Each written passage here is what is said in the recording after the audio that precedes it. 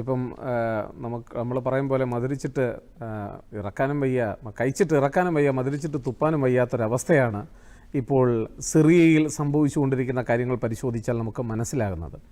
ഈ ഇവിടെ സൂചിപ്പിച്ചതുപോലെ ഏതാണ്ട് 1963 ബാത്തിസ്റ്റ് പാർട്ടിയുടെ ഭരണം വരികയും ഏതാണ്ട് 71 മുതൽ തന്നെ ഈ ഹാഫിസ് അസദ്, അതായത് ഇപ്പോൾ ഭരിച്ചുകൊണ്ടിരുന്ന ബാഷർ അൽ അസദിൻ്റെ പിതാവ്, അദ്ദേഹം ഏകദേശം 30 വർഷത്തോളം 71 മുതൽ ഏതാണ്ട് 2000 വരെ ഭരണം നടത്തുകയും 2000-ന് ശേഷം ആ കാലഘട്ടത്തിൽ ഇദ്ദേഹത്തിൻ്റെ മകൻ കണ്ണ് ഡോക്ടറായിട്ടുള്ള ഇദ്ദേഹത്തിൻ്റെ മകൻ പെട്ടെന്ന് തന്നെ അദ്ദേഹം മറ്റൊരു രാജ്യത്തായിരുന്നു, അദ്ദേഹത്തെ അവിടെ നിന്ന് വിളിച്ചു വരുത്തി ഇദ്ദേഹത്തിൻ്റെ മരണത്തെ തുടർന്ന് അവിടെയുള്ള നിയമങ്ങളൊക്കെ അമെൻഡ് ചെയ്തുകൊണ്ട് പ്രസിഡന്റ് പദത്തിലേക്ക് കൊണ്ടുവരികയാണ് ചെയ്തത്.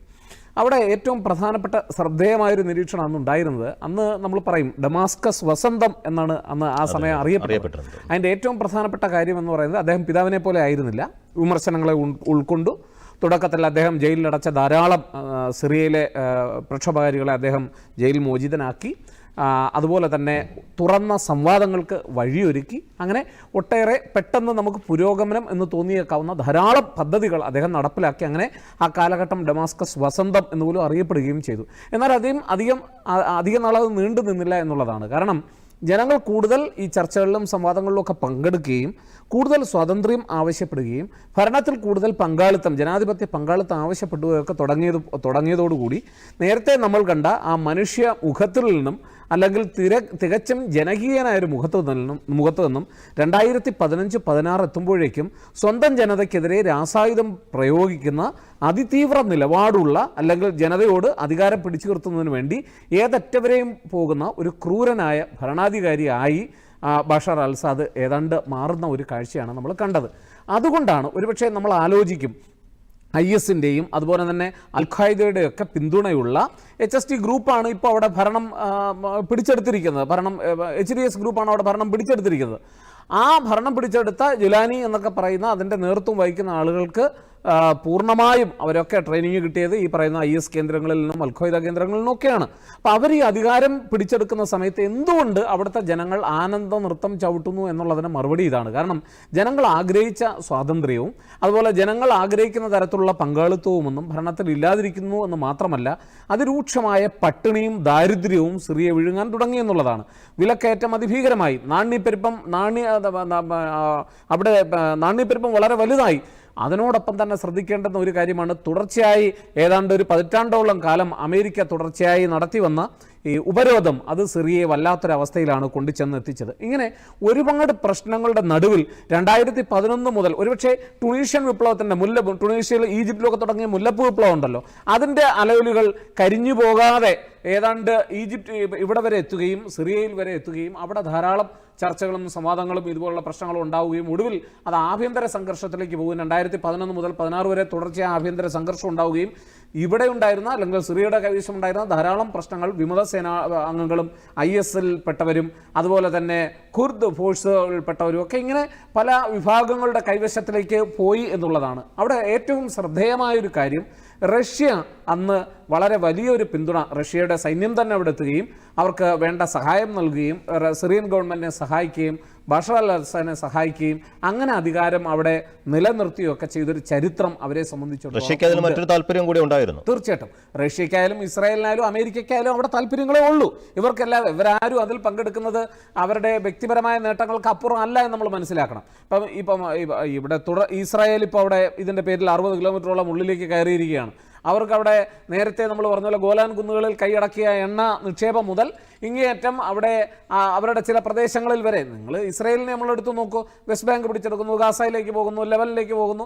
അങ്ങനെ ഓരോ രാജ്യങ്ങളെ സംബന്ധിച്ചിടത്തോളം ഇപ്പം അമേരിക്ക ഒരു ശീതസമര കാലഘട്ടത്തിൽ അമേരിക്കയും സോവിയറ്റ് യൂണിയനും തമ്മിൽ അന്നുണ്ടായിരുന്ന ശീതസമരത്തിൻ്റെ ഭാഗമായി പിന്നീട് തുടക്കത്തിൽ നമ്മൾ ചരിത്രം പരിശോധിച്ചാൽ സിറിയയും അമേരിക്കയും തമ്മിൽ വളരെ വലിയ ബന്ധമാണ് ഉണ്ടായിരുന്നത്, അല്ലെങ്കിൽ നല്ലൊരു ബന്ധമായിരുന്നു ഉണ്ടായിരുന്നത്. എന്നാൽ അധികം താമസിയാതെ തന്നെ ഈ സോവിയറ്റ് യൂണിയനുമായിട്ടുള്ള അന്നത്തെ സിറിയയുടെ അടുപ്പം അത് വളരെ വലിയ പ്രശ്നങ്ങളുണ്ടാക്കി. ഒടുവിൽ അമേരിക്ക അവരുടെ എതിർചേരിയിലാവുകയും പിന്നീട് നമുക്കറിയാം ഇസ്രായേലുമായുള്ള അമേരിക്കൻ്റെ അടുപ്പവും അതുപോലെ തന്നെ സിറിയ ഇറാൻ ബന്ധത്തിലുണ്ടാകുന്ന ശക്തിയും ഒക്കെ പല തരത്തിൽ ബാധിക്കുകയും അതാണ് കൂടുതൽ സംഘർഷത്തിലേക്കൊക്കെ പോകുന്നത്. പക്ഷേ ഇപ്പോൾ നമ്മൾ കാണുന്ന പ്രശ്നം ഞാൻ നേരത്തെ പറഞ്ഞതുപോലെ ഇവിടെ ഇദ്ദേഹത്തിൻ്റെ പ്രത്യേകതയുണ്ടായിരുന്നു. ഇപ്പോൾ ബഷർ അസദിനെ സംബന്ധിച്ചിടത്തോളം അദ്ദേഹത്തിൻ്റെ ഏറ്റവും വലിയ ഗുണമെന്ന് പറഞ്ഞു കഴിഞ്ഞാൽ ഈ അറബ് ദേശീയവാദത്തിന് വളരെയധികം പിന്തുണ കൊടുക്കുകയും അല്ലാതെ വന്ന വിഘടനമായിട്ടുള്ള ദേശീയവാദങ്ങൾക്കും ഇസ്ലാമിക റാഡിക്കലിസത്തിനും ഒന്നും അദ്ദേഹം വളരെ വലിയ സപ്പോർട്ട് കൊടുത്തിരുന്നില്ല എന്നുള്ളതാണ്. അതുകൊണ്ട് ഭിന്നിച്ചു നിന്ന ധാരാളം മൂവ്മെൻറ്റുകൾ അവിടെ ഉണ്ടായിരുന്നു. ഒപ്പം നമ്മൾ നേരത്തെ കണ്ടതുപോലെ അല്ലെങ്കിൽ നേരത്തെ സൂചിപ്പിച്ചതുപോലെ നാണ്യപ്പെരുപ്പവും വലിയ പട്ടിണിയും ദാരിദ്ര്യവും ഉപരോധവും ഒക്കെ തകർത്തെറിഞ്ഞ ഒരു ജനവിഭാഗം, അങ്ങനെയുള്ള ഒരു ജനതയുടെ ഇടയ്ക്ക് പെട്ടെന്ന് ഇപ്പോൾ ഇത് വരുന്നതിന് ചില അന്തർദേശീയ സാഹചര്യങ്ങൾ കൂടിയുണ്ട്. ഇത് ഞാൻ പറഞ്ഞ ആഭ്യന്തര സാഹചര്യമാണ്. അന്തർദേശീയ രംഗത്തോട് നോക്കിയാൽ നമ്മൾ ഈ പറഞ്ഞ പോലെ സിറിയയെ വളരെയധികം പിന്തുണച്ച് നിന്നിരുന്ന ചില രാജ്യങ്ങൾ അവർ ആഭ്യന്തര പ്രശ്നങ്ങളിലേക്കും അവരുടെ ദേശീയ താല്പര്യങ്ങളുമായി ബന്ധപ്പെട്ട പ്രശ്നങ്ങളിലേക്കും വഴുതി വീഴുന്നു എന്നുള്ളതാണ്. ഇപ്പോൾ റഷ്യ എടുത്തു നോക്കിയാൽ റഷ്യ ഉക്രൈൻ പ്രശ്നവുമായി ബന്ധപ്പെട്ട് നിൽക്കുന്നു. ഇസ്രായേൽ എടുത്തു നോക്കിയാൽ ഹമാസിനെ തുരത്തുന്നതിന് വേണ്ടി പാലസ്തീനെതിരെയുള്ള പോരാട്ടത്തിൽ അവർ നിൽക്കുന്നു. അതുപോലെ തന്നെ അമേരിക്കയെ സംബന്ധിച്ചിടത്തോളം അവർ തീർച്ചയായിട്ടും ഇസ്രായേലുമായി ബന്ധപ്പെട്ട് അവരുടെ ശക്തി ഇപ്പോൾ ട്രംപായാലും അധികാരത്തിലേക്ക് എത്തുമ്പോൾ യുദ്ധങ്ങളെല്ലാം അവസാനിപ്പിക്കാനുള്ള പരിശ്രമങ്ങൾ നടത്തുന്നു. ഇങ്ങനെ ഓരോരുത്തരും ഇവരുമായി നേരത്തെ പരോക്ഷമായോ പ്രത്യക്ഷമായോ പിന്തുണയൊക്കെ നൽകിയിരുന്ന അല്ലെങ്കിൽ വിമത സേനകളെ തുരത്താൻ ആരൊക്കെയാണോ ബഷർ അൽ അസാദിന് പിന്തുണ നൽകിയിരുന്നത് അവരൊക്കെ ഇന്ന് അന്തർദേശീയ രാഷ്ട്രീയത്തിൽ അവരുടേതായ ചില പ്രശ്നങ്ങളിൽ അകപ്പെട്ട് അവർ ആ പ്രശ്നങ്ങളെ നയിച്ചുകൊണ്ട് മുന്നോട്ട് പോവുകയാണ്.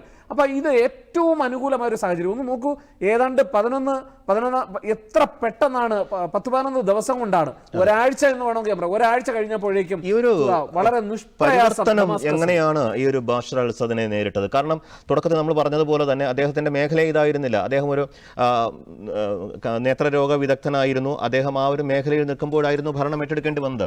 ആദ്യമൊക്കെ ഒരു മിതവാദിയുടെ ഒരു മുഖമായിരുന്നു അദ്ദേഹത്തിന് ഉണ്ടായിരുന്നത്. താങ്കൾ പറഞ്ഞതുപോലെ തുടക്കത്തിൽ ജയിലിൽ നിന്നും പലരെയും മോചിപ്പിക്കുന്നതിന് അദ്ദേഹം മുൻകൈയെടുത്തു. എന്നാൽ ഇന്ന് അദ്ദേഹം ജയിലിലടച്ച ആൾക്കാരെ ഈ വിമതർ കൂട്ടത്തോടെ പോയിട്ട് ഇറക്കിക്കൊണ്ട് വരികയാണ്. എങ്ങനെയാണ് ഈ ഒരു ട്രാൻസിഷൻ അദ്ദേഹത്തിന് സംഭവിച്ചതെന്നാണ് താങ്കൾ മനസ്സിലാക്കുന്നത്? അല്ല, ഞാൻ പറഞ്ഞല്ലോ, ഈ ട്രാൻസിഷൻ സംഭവിക്കുന്നത് അദ്ദേഹം അന്നും ഒരു മിതവാദി ആയിരുന്നു അല്ലെങ്കിൽ ജനങ്ങൾക്കിടയിൽ സ്വീകാര്യനായിരുന്നു എന്നൊരു തോന്നൽ ഉണ്ടായതിൻ്റെ ഏറ്റവും പ്രധാനപ്പെട്ട കാര്യം അദ്ദേഹത്തിൻ്റെ പിതാവിനെതിരെ ഉണ്ടായിരുന്ന ജനരോക്ഷമായിരുന്നു. അപ്പോൾ അതുകൊണ്ട് അങ്ങനെ അധികാരത്തിൽ തുടരാൻ കഴിയില്ല എന്ന് വിദ്യാഭ്യാസമുള്ള അദ്ദേഹത്തിന് അറിയാമായിരുന്നു.